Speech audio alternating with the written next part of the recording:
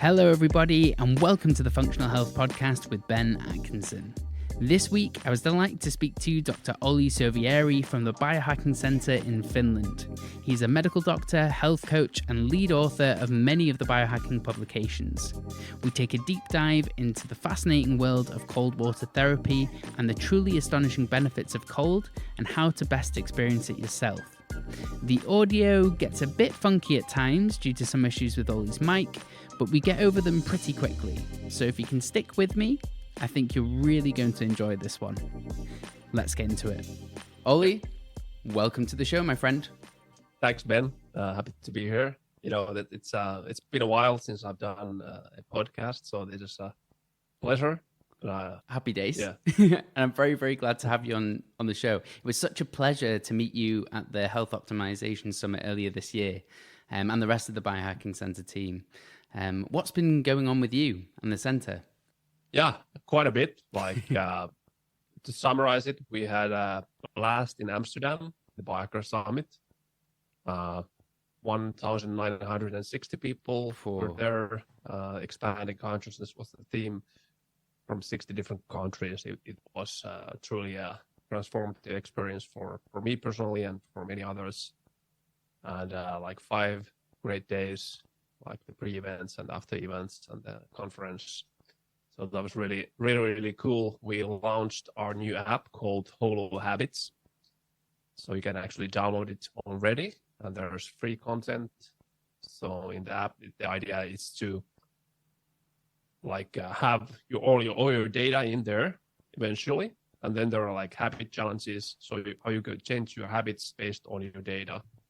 So that's going to be a transformative as well. So holohabits.com.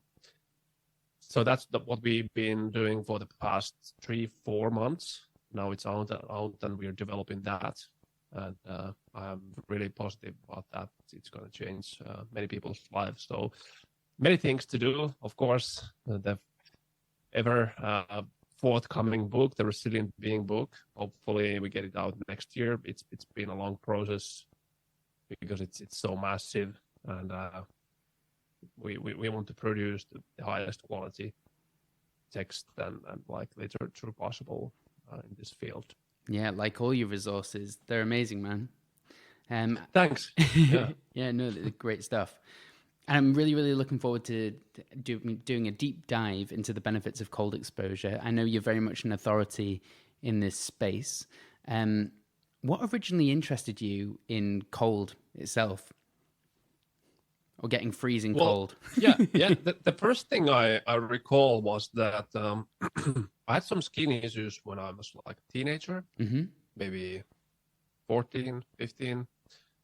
And my father's doctor, professor, we went to see like dermatologists. I got some like all kinds of creams and stuff. But the number one thing that I still do, which is say that, hey, like wash your face when you're done washing your face like with warm water, always finish with the cold water.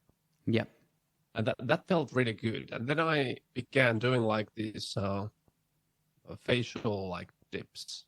So I just had like in the sink only cold water, and I put my face there for a while, like didn't breathe, and then get up, and that felt amazing. And I think I got introduced to cold showers in my 20s, like early 20s. And after that, I've been using like every day, always finishing the shower to the cold because it feels so good. So it's no matter how like exhausted or like drained or something you are, it's always a refreshment.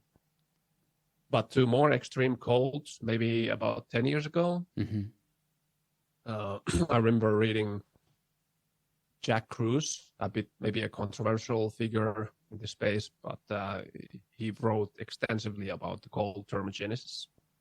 I think that's already like 10 years ago, and I was like, this is really interesting. And then I began slowly incorporate that. Of course, I've been going ice swimming every now and then because it's tradition in Finland, and it's very cold in the winter, and we have very cold lakes, like hundreds of thousands of lakes. So people go there, and we mix sauna and cold exposure like ice swimming. So it's kind of like very natural to us. And cold as a form of therapy has been with me for quite a long time. But maybe in the past 5-6 years, I've been focusing on that on a regular basis. Like even on the summer, there's always some way to do it. Of course, it's not. I don't have any like these super expensive cold exposure tops. Like they're 5K easily. But having some ice, having like a place you can sit and just put cold water there, and so that's usually doing the trick. And of course, cold showers. And now I can't wait the winter time come to actually get like 0 degrees Celsius, because it's a different ball game than like let's say 8 or 10. Yeah. Yes. So that's that's how things are. Now I'm doing not on a daily basis, because I don't think this should be done every day, because it's kind of like a hormetic stressor. You don't want to overdo exercise or like plant chemicals. Like if you do it too much or take too much like sun, I think it's gonna be causing some harm. But yesterday when I got back home from work, I went to my ice tub, which is this Lumi therapy. Like it's it's kind of like a barrel, but it's the cost. It's like €100. I've seen them, like the black ones with the white rim. Is that right? Yeah. Yeah. So I have very cold water there, some ice, and I just went there, refreshing myself, and then just getting warm. Usually go to sauna, but yesterday I went to infrared sauna. So it's kind of like a daily practice for me. But I don't want to do like extreme cold immediately when I wake up, because it's a stressor. It's a shock. It's a stressor. I don't want to elevate the cortisol levels too much, but I do the cold shower when I've done like all the other stuff in the morning. Yep, that makes sense. Usually after that, just go to work. Olli, the microphone's doing something strange again, mate. Okay. Let's. Yeah, we're gonna have to change microphone just because that one's being strange. Yeah. I will ask them. Wait, what's the deal with this, so he can adjust this. Yeah, we'll blame Teemu. I actually need to email him, so I'll tell him. You bastard! What did you do? Exactly. Yeah. I remember. So that's interesting. You said about cortisol and the kind of hormetic stressor. I definitely want to get into that a little bit later on the podcast, because I think there's some nuances there as well. Because nothing seems to wake you up more than a cold shower in the morning. But the origins of cold therapy I found fascinating, which you presented on at HOS earlier this year. Where did it come from? Like, that was so intriguing to me. Yeah, there's quite a bit. Like when I dug into the history and the literature, I found this like first evidence even back to 3,500 BC, like before Christ. So that's like some 5,000 plus years ago. Yeah. There's this mystic paper called the Edwin Smith Papyrus, which is I don't know what the language is, some maybe Arabic, or it's pretty like hieroglyphic looking like. But they, based on the text, like they had like very quite a few references for using cold as therapy, like spinal cord injuries and something like that. And the papyrus itself, like the paper, had been in the tombs in Egypt for like thousands of years, and this guy called Edwin Smith like sold it in 1862, and then I think it was translated somehow to like witness that, hey, yeah, we have done it. It's not a new thing. And even like, of course, like mentioning Hippocrates, it's a bit of boring, but still in his medical school of medicine, they used cold therapy for different kind of things, and like tetanus, which is interesting.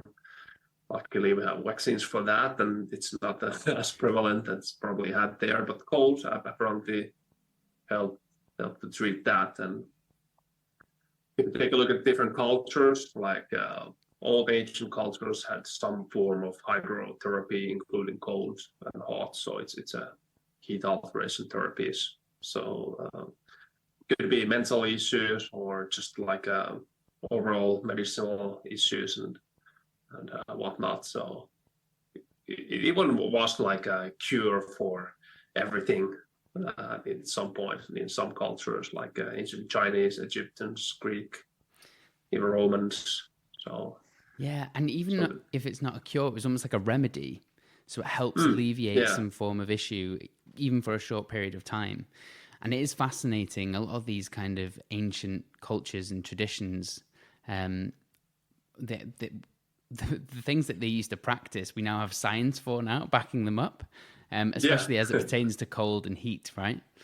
And when you said Hippocrates, it is funny, because it does seem boring. Everyone says the same old thing. Health starts in the gut, all these kinds of things. He's had this amazing innate wisdom. Indeed, yeah. So it's if we think about this time, when there's like the information, how fast it spreads, suddenly like cold is a trend. Like it doesn't need that much. When somebody picks the team and starts to research, and hey, there's something like this, and then suddenly it's like everybody is doing, and the industry goes, and hey, when I got like, let's say, the Lumi therapy, like this thing you can sit on and have cold water in there. Now there are like 10, 20 different companies who actually produce the same things. So it's interesting how these kind of phenomena develop. And then let's say another example is NAD+. Yes. Like all these precursors, everything related to anti-aging. And it's kind of like that's the wave of the time that we are living now. People want to have like good things that can do to prevent stuff. So I see cold as a preventive method from different illnesses and ailments and inflammation and all kinds of things. Yeah. But yeah, if we get back to like the history, the recent ones, there are different, let's say some spine surgeries, like Temple Fay. I was like, is that a name? But apparently that is. Neurosurgeon, like he used, I think it's hypothermia or head injuries. Wow. And another neurosurgeon, like Irvin Cooper, 61, like he had this cryoprobe surgery system, so using like cryo, very cold surgery. And I remember when I was medical school, if you had like brain trauma, you would there were like these hypothermic induced conditions, let's say like 35 degrees Celsius, to prevent the injury of the brain tissue to develop any further. So it kind of reduced the biochemistry and like the process. So I don't know if that's not used that much anymore, but it's still, I think there's some neuroprotective effects of cold in the brain. Yeah, that's quite interesting. So is it that they're preserving neurons, as in it helps with neuroinflammation, or is it promoting neurogenesis, the growth of new nerve cells? It depends on what you aim for. In this case, like in the medical case, it was just preventing like or slowing down the metabolism there to prevent like the injury and the tissue, like destroying any further, helping it to heal. It could increase a little bit of like BDNF and like these neural factors. But if we jump into what's behind like cold and the effects, there are different things. One is the nervous system that's happening in there, the autonomic nervous system response. And one thing, if you just take a look at the biochemistry, is like the cold shock proteins. So that's really also one thing we can discuss. Oh yeah, and 100%. Of course, like the hormetic dose, it's very important. beneficial dose, you do it a little bit, then you maybe extending it. But if you do it like, let's say, spend an hour, well, I don't know who spends an hour except Wim Apart Hof. from Wim Hof, yeah. Yeah. Well, actually, I'm jumping around here, but I'm reading this book from a Finnish 60-year-old guy who went totally nuts with cold, and he sat in his like the fridge. I think it was like this fridge for an hour in the 0 degree, and he developed kind of these different vipassana and breathing techniques, and of course, basically different breathing techniques to slow down the activation of the nervous system. And actually, he uses a specific method of breathing to increase the carbon dioxide levels in the blood. And that is protective of the peripheral system of getting like hypothermia. And also it keeps the warm, it keeps the body much warm. So it was really interesting to read this book, how critical the carbon dioxide is. If you ventilate too much, it's a lot harder to tolerate the cold. Mm-hmm. If you get it up, how you can get it up is it's like doing this buteyko breathing. Let's say have a few deep breaths, like then when you exhale and then just hold as long as you can. So that is raising the CO2 levels. So so you can increase the toleration like step by step by using these breathing methods and different kind of techniques. This is just one example, and he describes all these kind of things. What I think Wim Hof does is that he just uses his mind. Of course, he has breathing techniques, but it's not evolved. He has the Wim Hof breathing like that. Yeah.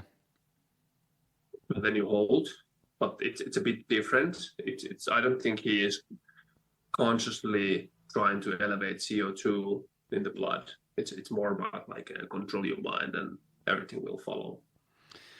But if you combine these two, then exactly it is that's the way to go, and incrementally increase in dose. Yeah, I was going to say I wouldn't recommend anyone to jump into an ice bath for an hour straight off the bat because you're going to cause harm. You couldn't actually do it. It's you're going to get hypothermic for sure. Yeah, you're going to get shivering, so that's not even possible. Like if you're not. Yeah, I haven't pushed myself like personally just to see maybe 10 minutes. I think it's max, but it wasn't 0 degrees. It was more like 4 or something like that, which is different from 0.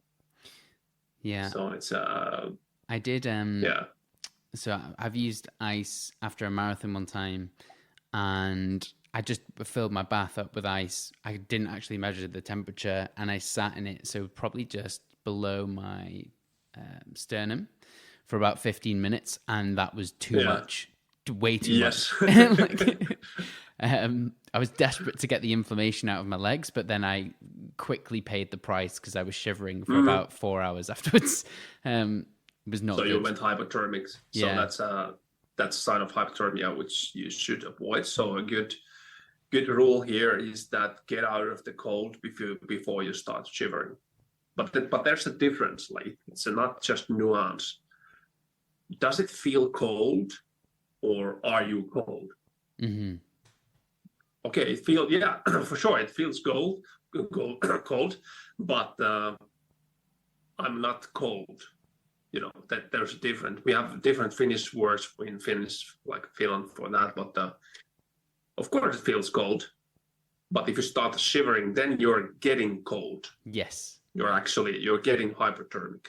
So you would want to get out before the shivering starts. But you can practice that the shivering doesn't start if you do these breathing practices beforehand, like very long exhales, holding when you have exhaled, and just like increasing the carbon dioxide in the blood. That helps a lot. Also, it calms down the mind. Panic attacks most often, or very, very, very often caused by too low levels of CO2. Oh, fascinating. Why you breathe in the paper bag? when you're having a panic attack. You elevate the CO2 because you're not like ventilating without people are like 2 shallow breaths, like just inhaling and not exhaling the oxygen out. So all these kind of things make sense, and it's pretty interesting that I've been reading this book, and now we have this podcast without like I just got the book from him, and he was like, hey, take a look. This is what I've experienced and done. So it's Marcus Appelberg. I think it's his name. Okay, I'll link to his book if it's available to people. I'll link to it in the show notes. It's in Finnish, so I don't know if it's. Well, I'm sure I'm sure we'll have some Finnish listeners because you're on. So might be beneficial to some people, and then hopefully it'll be translated into another language. Fingers crossed. Let's go back to like what's actually happening when you get experience cold, because you get this huge gasp reflex. Anyone who has been in a cold bath, like your immediate response is to go like, what's going on there? What's happening? Why? Well, it's a shock. Like you're trying to protect yourself from dying. It is like a natural reaction. Like, what the fuck is happening? And it's also has to do a little bit the mammalian dive reflex. If you like put your head down, then you get like the But the thing is that you just begin to practice and control that, and the breathing before that helps. Like get your parasympathetic system a little bit higher. With long exhale, CO2 a little bit higher. And then just, of course, it feels cold, but when this reflex starts to go, you just need to... slow it right down. And do not do too long inhales, because that's again raising the O2, which we don't want to do in this, but just like... Yeah. And for everyone and you can do listening, like this shifting, like... Yeah. For some reason, your microphone's not picking up the breaths, but for everyone listening, Olli's breathing, doing some breathing techniques, which we cannot hear. But okay. I destroyed my real microphone, so we have to go with this webcam microphone. But yeah, I'm like shitting between my teeth and exhalation, like intentionally, like making it very long. I need to try that, and maybe it will help me stay in cold longer and maybe not get cold myself. Because when it keeps the periphery open, right? Like if you raise the CO2, it keeps the peripheral blood flow more open. So would that prevent? Because like one thing which I've experienced is that your phalanges, your peripheral, like your fingers and toes, essentially, your extremities get like tingly and they get quite sore if you're in cold for even like a couple of minutes initially. Would it help with that as well? It will, at least based on Marcus and based on my experience and based on the Bohr's effect and the physiology that's happening in there. But that being said, if it's very cold, like I would use gloves, like some kind of shoes and a hat. So that's really a good idea if you're in minus temperatures, like outside, and the water is very cold. When you're not like used to like having your hands there, I usually, if it's like 0 degrees, I don't usually put my hands there because I experienced this. But maybe this winter I'm like going to practice also that, and sometimes I use shoes, like these specific like winter swimming shoes, and sometimes not. It depends. Because how I practice for that is that I walk outside barefoot, like in the mornings, just to get some grounding in the winter time. Yep. Not too long, because of course it's freezing and you could get a frostbite quite easily. So, but you can like sensitize your skin also for that.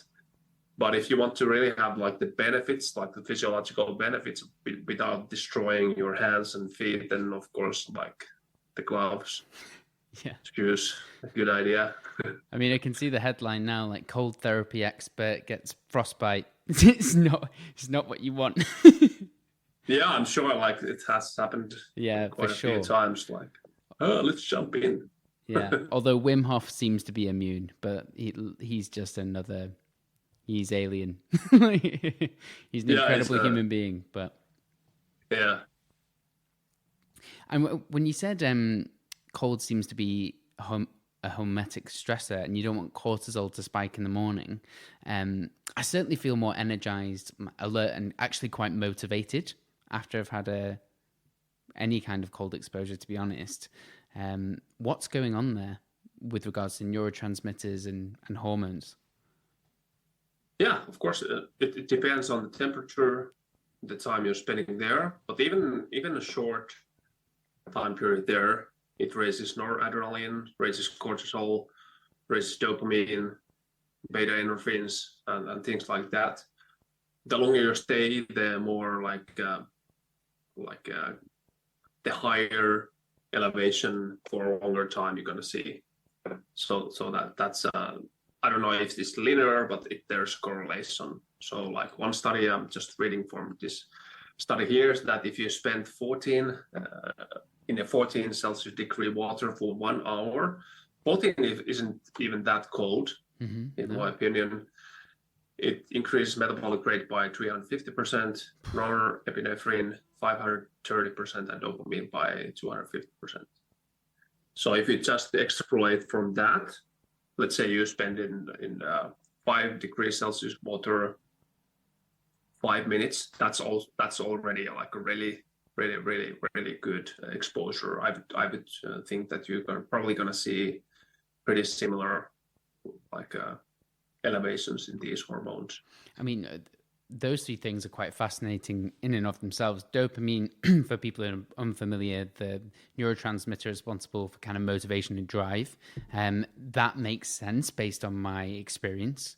I definitely feel like it wakes me up and gives me more motivation than a cup of coffee. The noradrenaline part's quite interesting. So that's like adrenaline in the brain.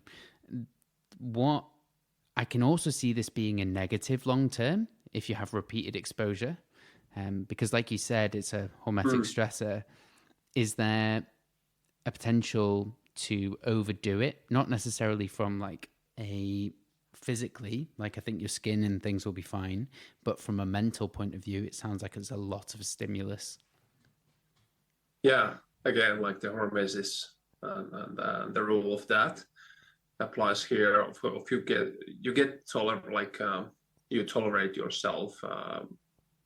Like let's say you compare it to somebody who hasn't done it at all, and you have done it like many years and for a long time, probably the levels are not elevated that high as it would for the other person.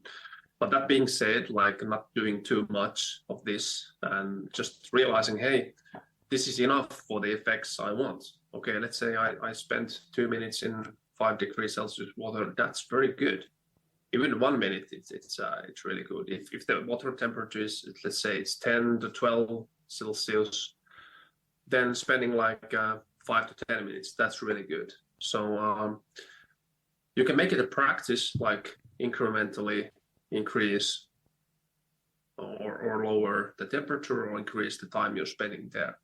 But like it depends on who you ask. Like if you ask me, I would say like more is not more. If you ask the person who wrote the cold book that I have been just reading, he says more is more. But of course there's a caution. But the more you do, the more beneficial the effects. So he described that when he was an hour in like the 0 degree water, he felt like a quote unquote Buddha on cocaine. So that's like an enlightened person on high on these neurotransmitters. That was quite funny. Yeah, well, if you think your dopamine can spike 250% by being in 14 degree water for an hour, imagine 0 degree water for an hour. His dopamine would have been thousands of percent. Could be. Could be. Well, maybe. We don't have evidence for that. But I was just thinking it probably is similar to like what I imagine cocaine would to be like for someone. Could probably, shooting the heck out of all of the transmitters. Then exactly. Major crash. I wonder if he crashed. Does he say that? Just so as I remember that like the effects lasted quite a long time, but of course like the warming also took quite a long time. And what comes to warming, he has in many points in the book like warned if you do like this quite hard cold exposure, not to go to heat immediately, but gradually to warm up the body. So not to like shut down the perfect system and suddenly like flood your heart with cold blood, which makes sense. Personally, I haven't noticed any of this, but I would be like, if you get out of the water, just spend some time outside, then go inside and not just rushing to the sauna like 80, 90 degrees. That's kind of like a shock. But you can also like get used to that. But there's physiological mechanisms that you can actually like knock yourself out. Right. Which is not really good. Yeah, not good, especially if you're in a situation where the environment might be quite harsh. Imagine knocking yourself out in minus several degrees is unfavorable. Yeah, for sure. But the knockout in this case would happen if you just like jump into the very hot sauna and knocking yourself out in the sauna. That's maybe even worse. Yeah. like if you just fall into the stove, like a super hot stove. So like be mindful, be careful, and like incrementally like increase the level of difficulty in here and just habituate yourself. So that's I think it's always a good idea. Yeah, I mean, it's like with all these things, isn't it? Like if you exercise, if you go from never running at all to trying running an ultra marathon, your bones, your tendons, your ligaments are not used to that. You will injure yourself. For sure. It's like if you go for the extremes of temperature, the likelihood is your body's not going to be prepared. You will likely injure yourself as well. Well, for sure. And just about like if let's think about free divers who also do cold exposure. So that could be potentially really like harmful, really dangerous, because there's this autonomic conflict. This is also something I mentioned in my lecture. So this means I'm again reading from here. It's a coincidental stimulation of both divisions of the autonomic nervous supply to the heart, as occurs during cold water submersion with breath holding. So you do cold with breath holding.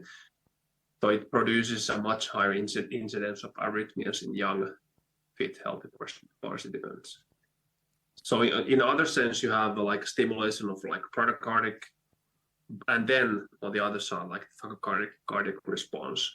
And then when you like stop the hold and begin breathing again, that's when the conflict could be happening.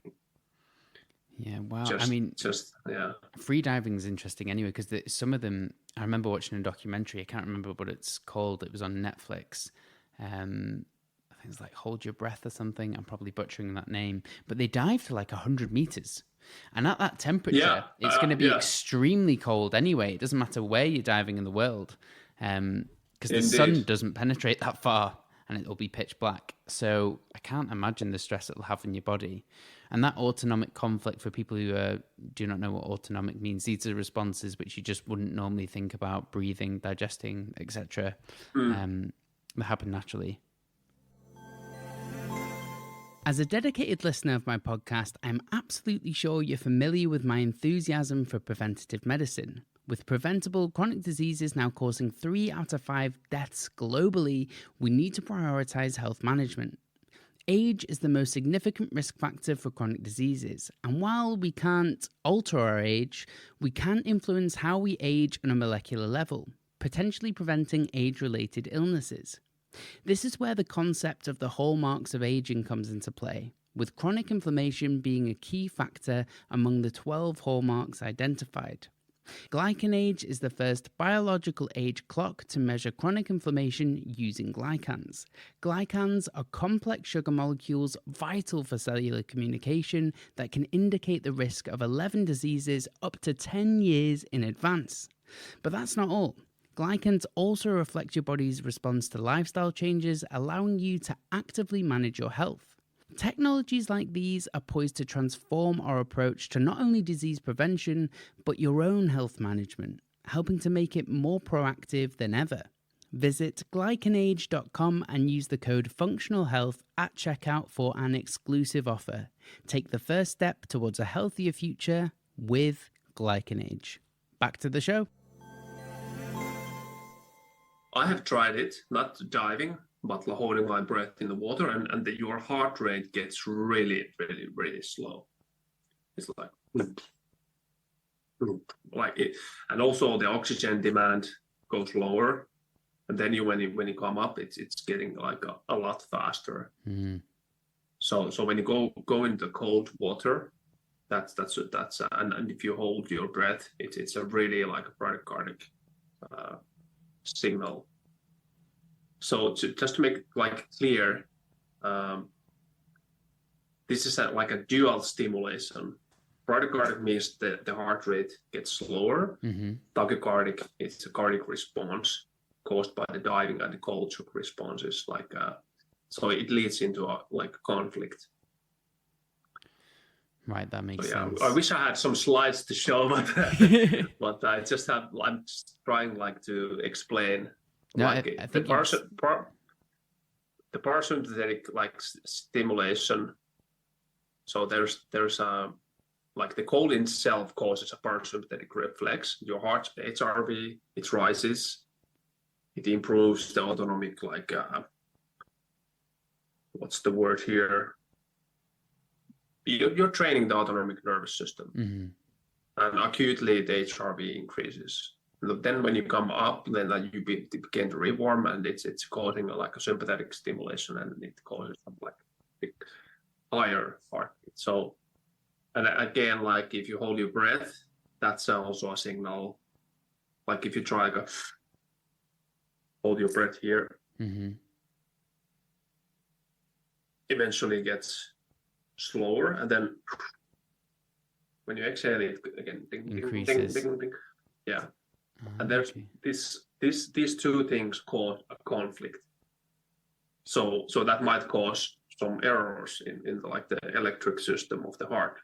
Hey, what I'm supposed to do, and then it's tick tick tick tick tick. Yeah. Tick. Yeah. But yeah.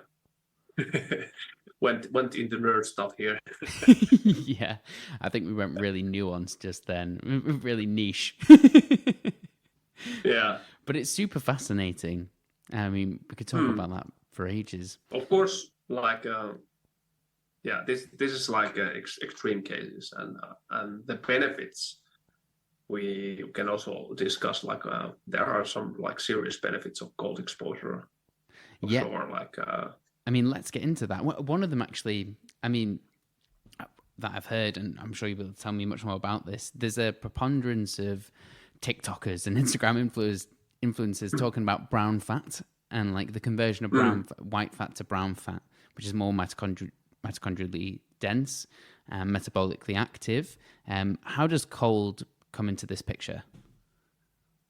Yeah, it stimulates, or it is supposed to stimulate the formation of brown fat. But the thing is that if you are actually fat, you have a lot of white adipose tissue, mm-hmm. it is very slow. So. Right.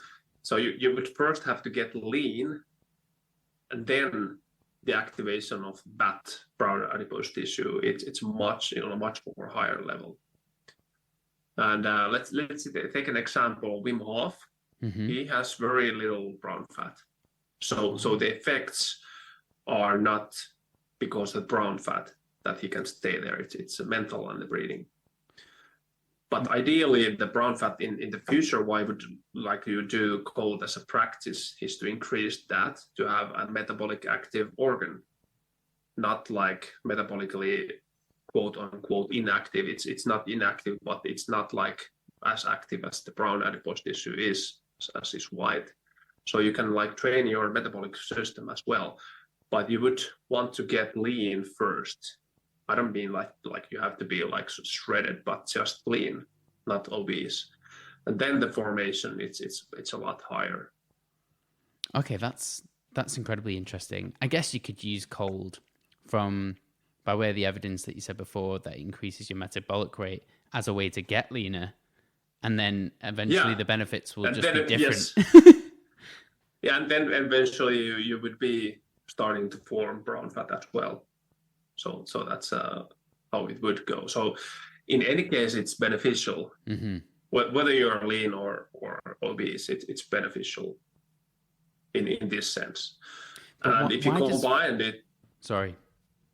Yeah, if you combine it with calorie restriction and let's say fasting, calorie restriction or intermittent fasting acutely increases this beige fat, which is kind of in the middle of brown fat and white fat. So there's mitochondria, but not as much as in the brown. And if you combine both cold exposure and calorie restriction and or fasting, that's even like a better way to increase the brown adipose tissue. Why? I mean, that's interesting, and I might have to try that. I occasionally do 24, 48-hour, 72-hour fasts over than intermittent fasting. I just think it works better for me. I'll occasionally skip breakfast, but not that regularly, maybe a couple of times a week. But the thing that you said that I found interesting is that Wim Hof doesn't have much brown adipose tissue. What? Yeah. Why is that the case? Because the guy's constantly cold. That's a good question. There's a paper, let's see if I have it. It's called Brain Over Body, a study on the willful regulation of the autonomic nervous system or autonomic function during cold exposure. It's published in 2018. So in this is like a case study of his biology. And it seems, as I mentioned before, that he controls his brain to mediate responses to cold. But brown adipose tissue was not activated. So it wasn't activated in the cold. Wow. But that's unusual, right? Probably, yeah. He's not fat, but he's not that lean. But I don't think that's the issue here. It's maybe his physiology is just different. And he is different. Can do stuff normal people just can't do. And I think this could be wrong, but I think he had a brother or something like that never did cold and had more brown adipose tissue. Right. Fascinating. And brown adipose tissue, it's very natural to have. Like when you're newborn, you naturally have it quite a bit. And as a young person, if you're like lean, you should have quite a bit of that. And if you get like very fat, you lose the brown adipose tissue. And but you can activate it, yeah. What are the main benefits of having more BAT compared to white adipose tissue? Keeps you warm, or should. But the thing is that in Wim Hof's case, it wasn't the brown adipose tissue. It's not having an effect in the actual cold plunge. Right. Yes. And I don't think that's the case. You keep yourself warm in other ways, like the carbon dioxide and the breathing and stuff like that, preheating. But when you have a lot of brown fat, you create a lot more heat. So you're metabolically active, like you burn the fat for heat. So that's a really good thing. Also, better blood sugar regulation, insulin sensitivity, and things like that. Yeah, that makes more sense because the mitochondria, obviously, they'll produce heat, but they're also metabolically active, so they'll absorb glucose and use it up. And glycolysis. And if you think about like this, sorry, I interrupt you. But, no, don't worry. Carry on. You know, there are persons that like they can easily stay in very cold rooms. Like I'm one of those. Like we sleep maybe 14, 15 degrees Celsius. Yeah, that's cold. Yeah. And I'm fine. Like I have a normal like blanket. My wife has 3. And, I'm not cruel, but he likes she likes that there's the fresh air. Like we have the window a little bit open. It's and we don't want to overheat like with electric like kind of these radiating things that make the air quality bad and stuff like that. But yeah, we're used to that. And like at the office where I am, it's pretty damn cold, and I'm on a t-shirt, and I think it has a lot to do with the brown fat. And the cold exposure, the practice of that, of course, like thyroid hormones and all these things, metabolic regulators that produce heat. And if you're hypothyroid, that's you're definitely gonna get cold. Yes, absolutely. And I guess your resilience to cold, if you're constantly exposed or frequently have cold exposure, your resilience to that cold is just going to be greater anyway. So you're going to be more comfortable at a colder temperature than the average human being. Yes. You can train like for anything basically. And yeah, I haven't walked in shorts in the winter in the streets.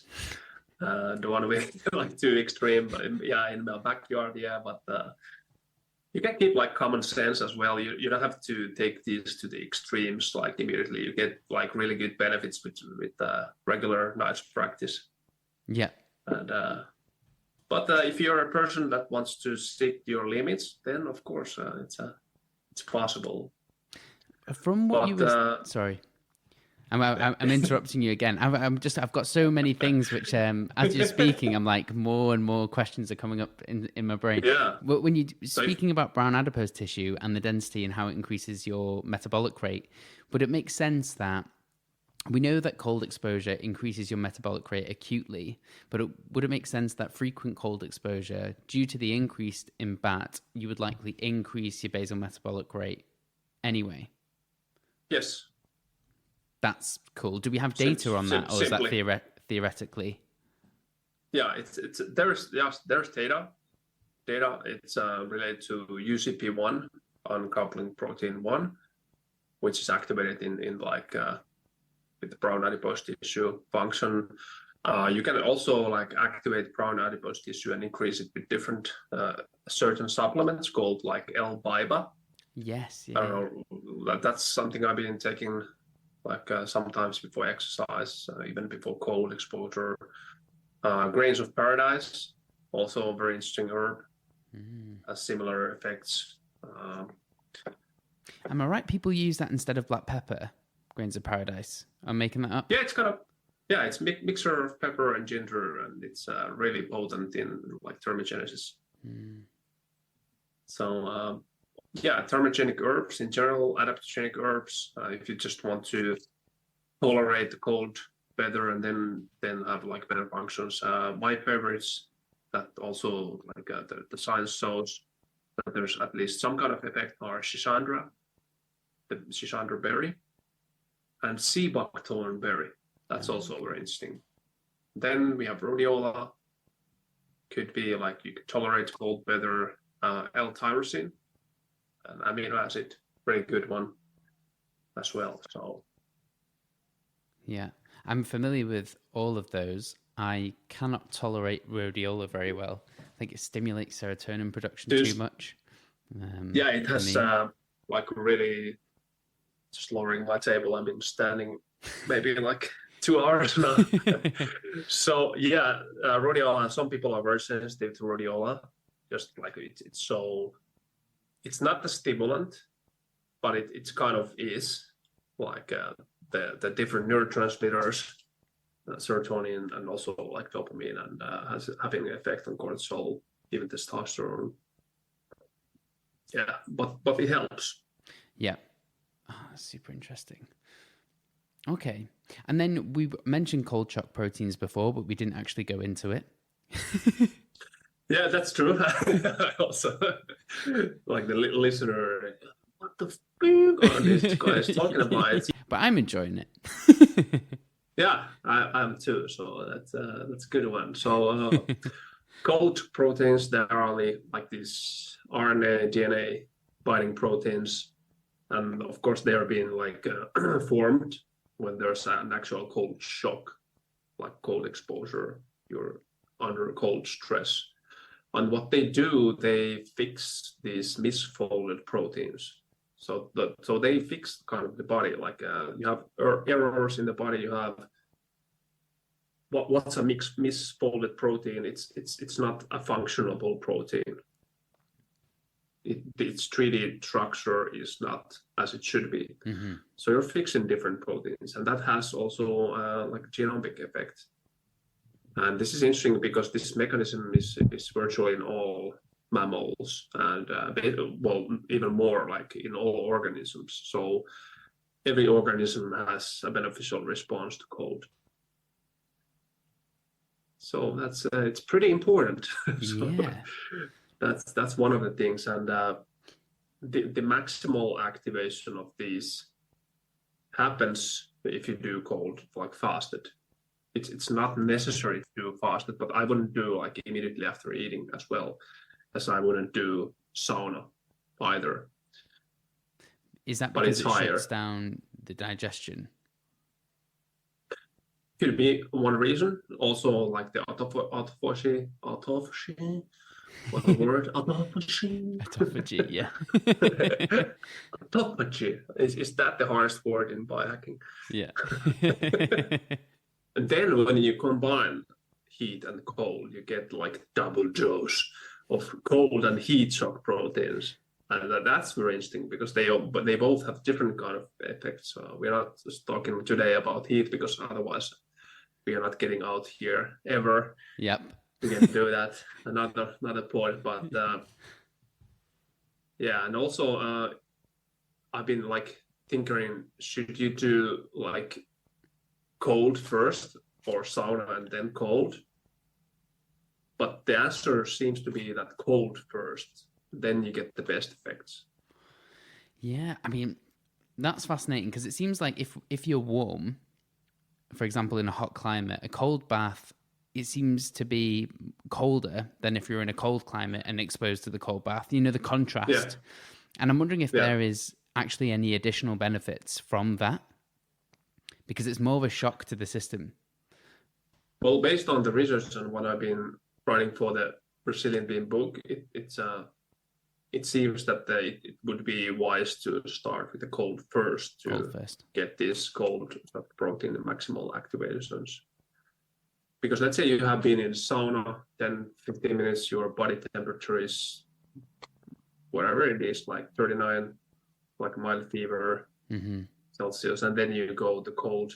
You need to be there a longer time to get colder, to get this cold stress underway, and then to activate the cold shock proteins. Would you shut down the beneficial effects of the cold shock proteins because you're going straight into heat? Or not? I think not.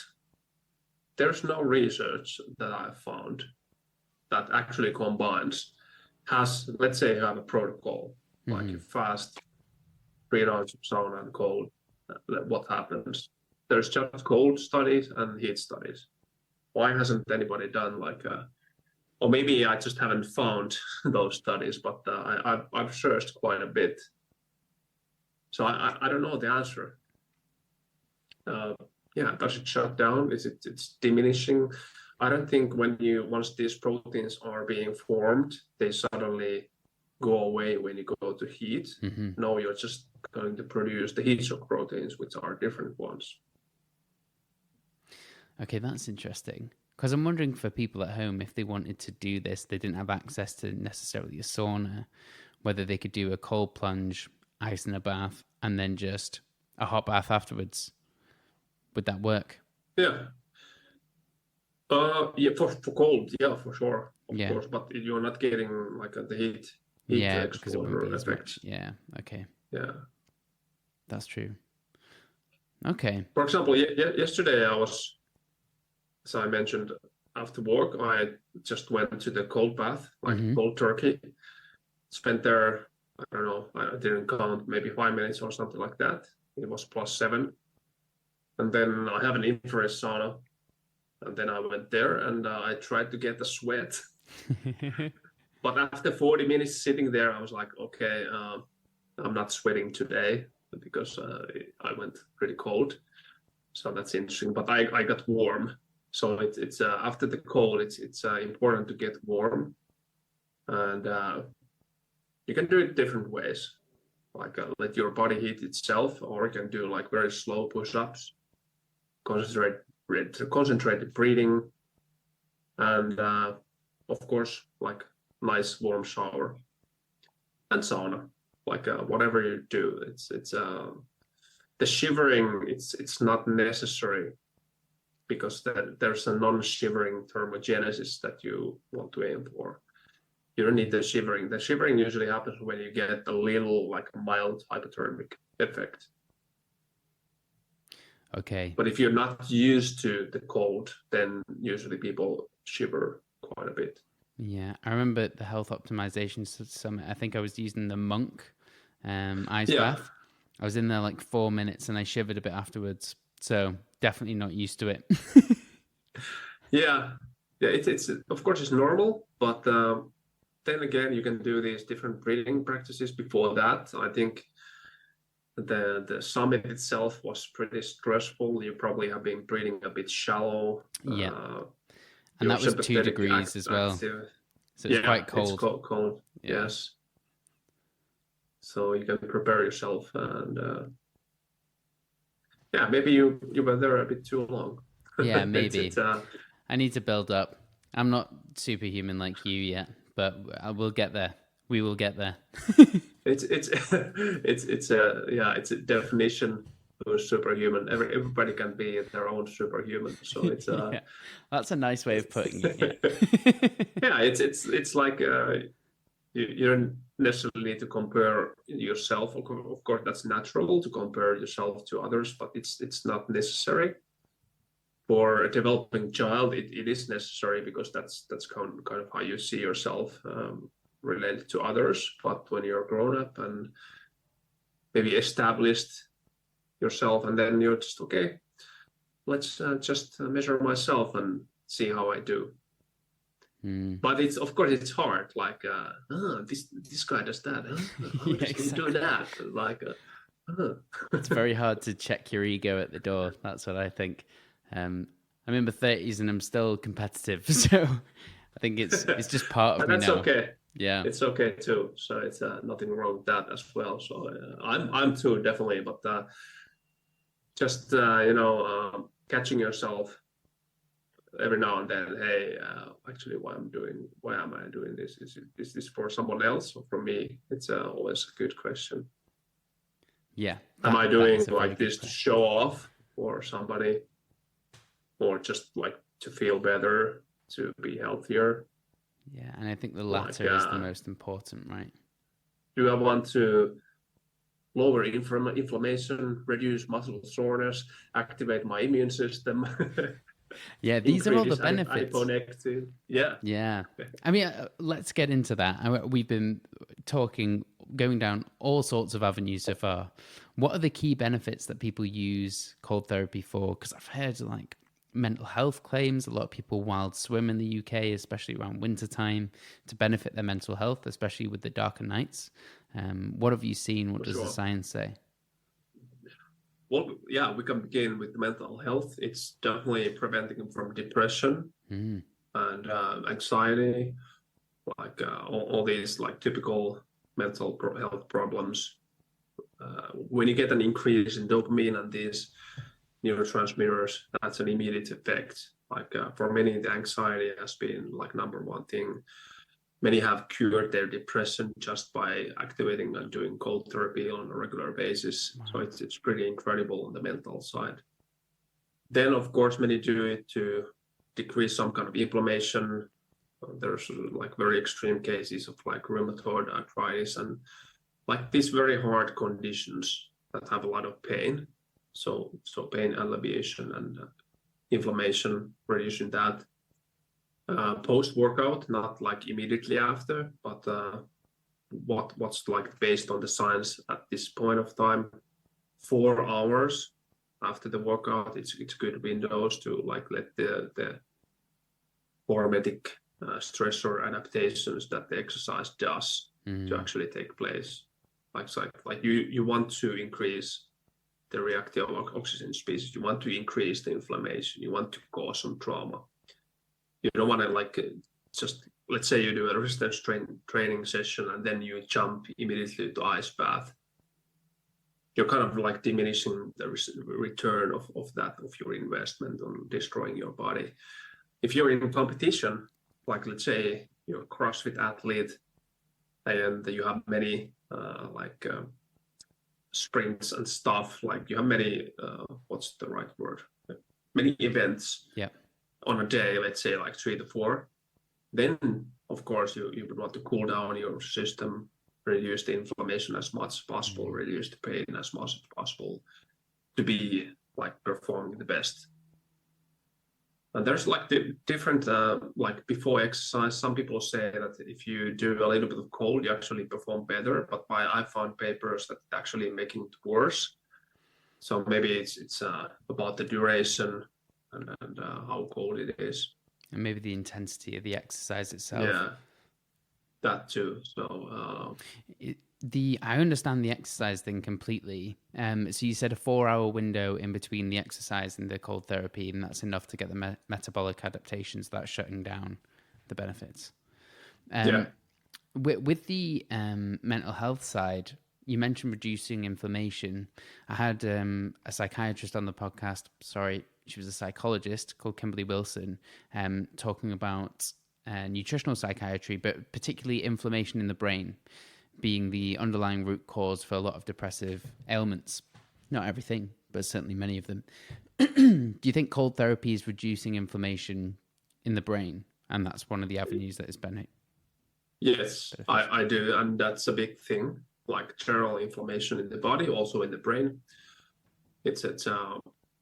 I would have to look at specific papers for that, but it definitely does doing something as well. And as we know, in many let's say depressive patients, there is an increase in neuroinflammation, and especially in the brain. So that is one aspect of the thing. It's not everything, but for sure it's something. Okay, awesome. And in terms of awesome. It's awesome. Give me support then,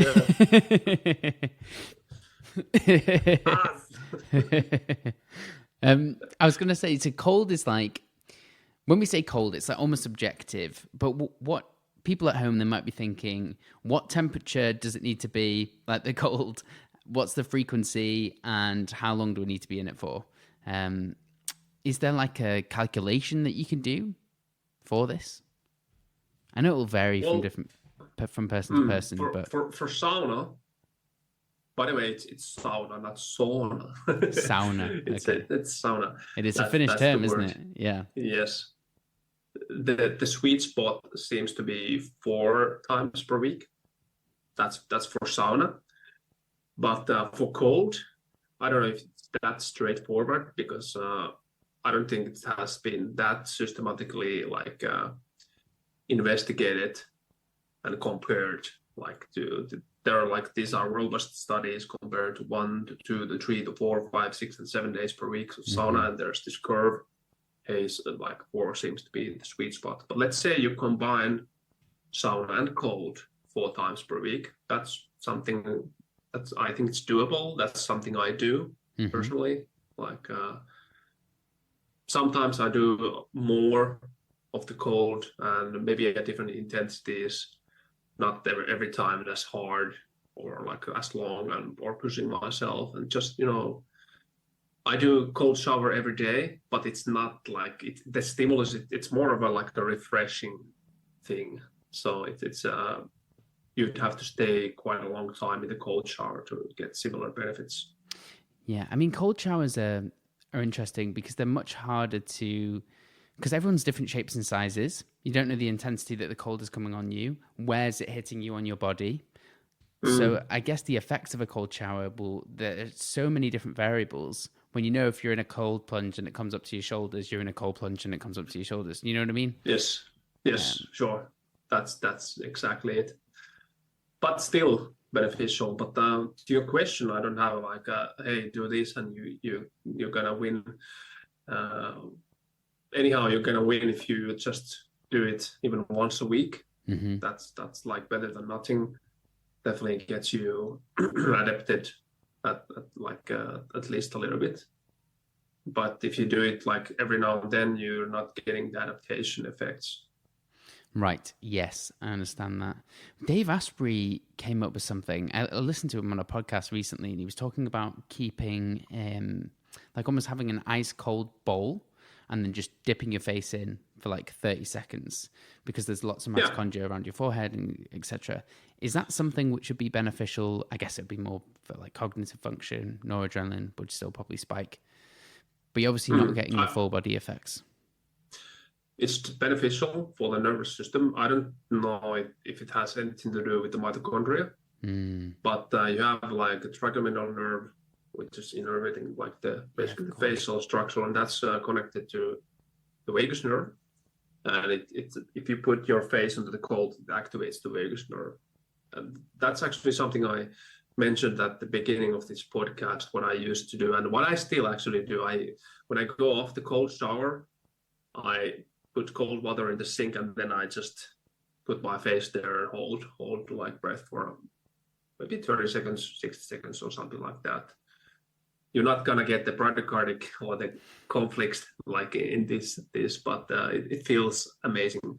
If you don't have time, but just do this. If you don't like to go to cold shower, but just like sink your face, has an effect. It definitely will not stimulate cold shock proteins, but it has a beneficial autonomic nerve system effect, like a parasympathetic effect, the vagal activation. Or you can put even your hands there. That also has beneficial effect. Your hands? So just your hands? Yes. I mean, that's very accessible to people. Just put your hands in ice cold water for a minute. Boom. Yeah. Boom. Done. Like 30 seconds. It sounds crazy, but you feel it. Well, that is a low-hanging fruit. Like, I could definitely do that on a daily basis with no problem at all. I think it's a lot for some people to put their face in ice cold water. They have a, It doesn't have to be ice cold. It's enough if it's like 10 degrees Celsius or just it feels cold. Mm-hmm. That's enough. If it's ice cold, you might freeze your forehead. Like it doesn't need to be ice cold. You might freeze your forehead. Yeah. But get this brain freeze like this effect. Like I mean, that's like horrible. If you, yeah. I don't know how the free divers do that, like without a cap. There was an interview in the book that I'm reading, like the Cold Master Marcus, but he interviewed like these free divers, and they just told that they're getting used to that. Of course, they feel the freeze and their forehead gets numb, like their whole body gets numb, but they don't get like hypothermic. So that's the thing here. But if we come back to the facial, like just put in the quite cold water, like 30 seconds, good to go. Amazing. That's also like the phase one. If you like think about the cold exposure training phases, putting your hands on face for the cold water for 30 seconds. That's number one. Then number two would be cold shower after warm shower, or you can do like contrast showers, like 30 seconds warm, 30 seconds cold. Yes. Then number three would be cold shower, like no warm shower like before that. Just start your day or finish your evening. And but if you're like, I wouldn't do that if you're like highly stressed, sleep deprived, and then you just jump into the cold. You probably, you'll feel, I don't know how you will feel, maybe like a shock or a refreshment, but that's it's getting too high on the cortisol side for sure. And the number four is like cold water immersion, cold plunge, or winter swimming. So this is like the four 4 stages of practicing this. That makes perfect sense. And then stage 7, an hour in a fridge. Yeah. Just get me out here. Like, okay, bye. Olli, this has been absolutely fantastic. We've covered a heck of a lot here. Is there anything else that you think we should talk about before we wrap up? Yeah, just keep like things that are fun. Like if you're starting to do all these challenges and habits and you're like cracking your jaws and like doing it like for someone else, then just back off a little bit. Hey, I need to do this for myself. This needs to be fun, at least most of the time. And just keep like doing it, like just keep practicing and creating the habit. Then it becomes a lot easier. So that's my advice on cold exposure. You know, basically everything. Like if there's no fun in it, I don't think it's worth doing. Love that. Yeah. Olli, I know we're coming up on time, but I have one more question for you. But before I ask it, can you please tell everyone where they can find you and what exciting projects you have coming up? You can find me at biohackercenter.com. So that's our portal, our web store, or basically portal for everything. And if you want to see myself in social media, I'm like quite random. I might go 2 weeks without posting anything and then suddenly have a burst of like inspiration. It's at Olli Sovijärvi. So that's Instagram. I don't use Facebook like that much anymore. But usually that's like some Instagram fun contents. And go to resilientbeing.com, resilient/being.com. So there's our forthcoming book. You can pre-order it. Hopefully we get it out like sometime next year. It's a huge project. I don't know like the pages, how many there's at the moment 850, but probably it's going to be shrinking a little bit and just editing and stuff like that. But that's also covering cold exposure and everything basically around resilience. And biohackersummit.com, our events. We have a 10-year anniversary event in Helsinki next July.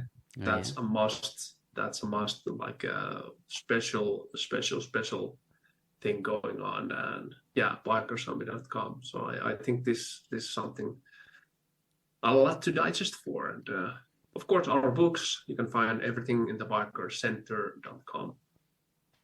Amazing. And I'll link to everything that you've said in the show notes for everyone to make it easier. So Olli, one last question. What is the most impactful health change that you have made in your life and why? 1. Sleep. I don't know, it's a bit boring, but I was in a situation that's already 10 plus 12 years ago. I slept 5.5 hours on average per day and trained too much, basically did everything too much. And eventually I cranked up my sleep time and now sleep quality. And so that's essential. That's the key. If like anything else can fail, but if the sleep fails, like kind of fails, and then everything's a lot more miserable, and you know, the effects are just so immense. So concentrate on the sleep, and after that comes everything else. I couldn't agree with you more. Fantastic. Olli, I can't tell you how much of a pleasure it's been to speak to you, man. I've thoroughly enjoyed this. I wish you the best of luck with all your events and projects, and I do hope that we can do this again soon, my friend. For sure. Thanks, Ben, and it was a pleasure, and hopefully your listeners had a good time and learned something new.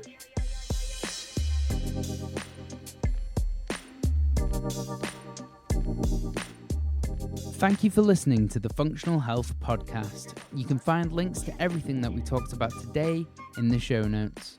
If you have a second, please consider leaving a 5-star rating on iTunes. It really does make a huge difference and helps get this valuable information out, and reach more people. Don't forget to subscribe so you can stay up to date and know whenever I release a new episode. You can connect with us on Instagram, Facebook, or our website, and all questions are welcome. As always, thanks to Josh Aurelia for all the editing, and thank you all for your support.